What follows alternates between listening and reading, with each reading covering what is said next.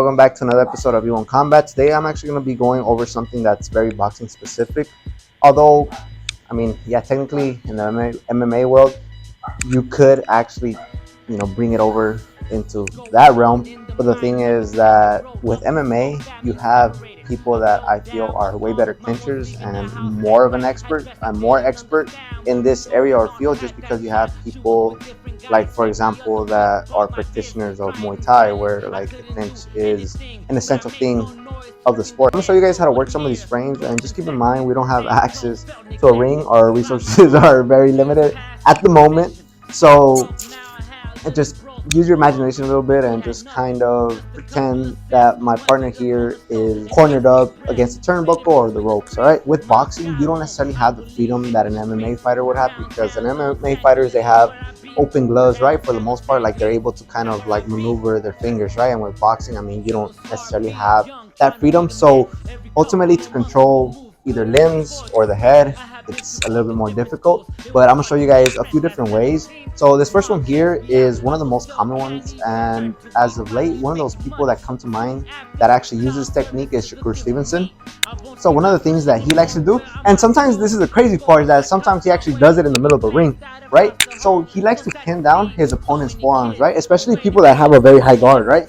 And so if you have a very high, tight guard, one of the things that he likes to do is, since he's a southpaw, he likes to step in, right? And from this position, like he likes to hold on to his opponent's forearm, just kind of like pinning his forearms here, right? And like from this position, right? Like maybe sometimes he'll even like hold on, because I don't know if you guys have seen the boxing gloves. I hope that you guys have. It has kind of like a little hook, like a little cuff, right? And like ultimately you kind of like hold right here. He'll try to control his opponent's arms and defense right here, and then ultimately find the space to like throw these shots down, hit the body, throw them around, loop them over here. He's kind of like looking for those body shots. Sometimes like if his opponent has a very tight low guard, right? Like try to like lower yourself up. He'll actually do this to pick up his opponent's kind of like guard, and then once again find the opening to shoot his left hand down the middle.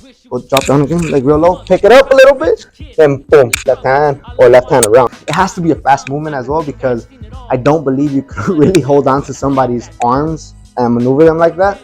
But it's a very quick movement that people get away with. Another one that was very common, especially by Julio Cesar Chavez. So right now I'm actually a bit stiff and a bit sore, right? But this is one thing that he actually likes to do. Same thing. His opponent was against the ropes, right? Guard. And one thing that he liked to do is he actually liked to pin his kind of, you could say like the tricep area, like his biceps, on his opponent's like guard as well, right? So he'll do this, right? Pick it up, and then ultimately throw the body shots, right? But he'll do this against like the ropes, right? And then like he'll be switching it around, and maybe switch it off with the other arm, and he'll come over here and kind of like look for those shots, right? Of course, he was orthodox, right? So it kind of makes a little bit more sense. Like if you pin down this right here with the shoulder, it's kind of hard to see from this position. But the whole point is like he'll pin everything right here like this, right?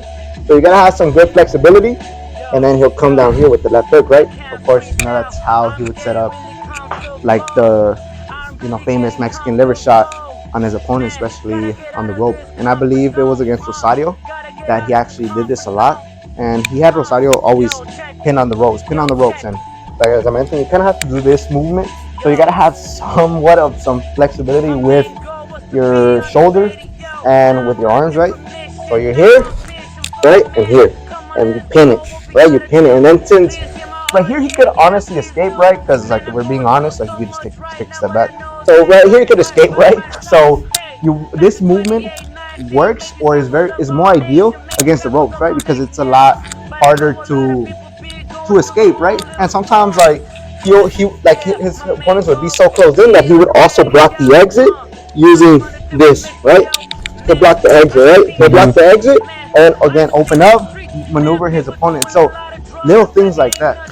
And the last one, I think this one is I've seen it a lot with Floyd, but other fighters actually do it, but I think Floyd is one of those fighters that does it quite well. This one's really, really sneaky, so you gotta kind of have to pay a very close attention. So look, one thing that Floyd really does is he kind of fixes his errors if he were to quote unquote miss. This is how Floyd kind of covers his mistakes, right? So he'll throw a left hook, right? Or sometimes a jab, right? So anything with your left hand, right? And the point is your opponent basically has to slip or roll a punch, right? So do it. And so as his opponent rolls the punch, right, he'll actually kind of like step in and try to control the head with once again with his forearm, right? And sometimes he'll add a little pressure on his opponents, right? Kind of like obscuring his line of vision, right? I'm not really gonna apply pressure on my partner here just because I don't necessarily want to hit him or hurt him. So he'll apply some pressure, right? And sometimes his opponent will like drop down a little bit, just pretend I apply pressure. And as his opponent is kind of like blindsided by the forearm right here, right? And the pressure, Floyd will actually take a step to his right, creating this angle, right? And then from this position, right, he could either, control from right here, throw the uppercut, or the right hand over the top. I'm gonna just do it off of the jab, right? Jab, boom, quote unquote misses, right? So from this position is where he actually applies a little bit of pressure, kind of puts his forearm in his opponent's face, kind of the back of his neck, you could say, right from this position, right? And as you guys can see, I'm basically blocking his line of vision from right here, right? And then from this position, sometimes Floyd will add more pressure and drop his opponent a little bit low, and this kind of blindsides him. While he's doing this is all happening basically in one motion. I'm just breaking it down for you. He's taking a step to his right. He's taking his step to a right and kind of like shifting his hips over, right? So I could be orthodox. So step back a little bit, just step back, get out of a little bit more, just so people can see. All right, so like if I'm here, right, I'm in my orthodox stance, right? But I just kind of wanted you guys to see that position. Like, so he's here, he steps around, right, blocks, and he's obscuring his opponent's line of vision. At the same time, this is very sneaky as well because, like, try to pick your arm up to guard, right? Like, it's kind of like, it's sneaky. Like, it's here. Like, this forearm basically blocks you from, like, actually defending yourself. This creates the little space that you need to land the right hand. So those are three very short examples of different ways that you guys could actually utilize frame, head control, right? So ultimately, these are geared a little bit more towards boxing just because in MMA, I feel like there are fighters that, their specialty is the clinch, you know what I mean? Because there's fighters from arts, as I mentioned before, Muay Thai, grappling, where frames are kind of like the basis of it. So these frames are very sneaky and they will actually give you the advantage if you guys use them correctly. And for the most part, you also got to take into consideration and understand that even though I'm breaking it for you guys into like, I don't know, 3-4 different movements, in reality this is basically one movement. So all of this happens quite quickly, and sometimes that's why in boxing people miss them and people just kind of forget about them or don't even bother really going over them because people don't really see kind of like the small details in the game. So yeah, that basically will conclude this video. Thank you guys for watching. Until next time.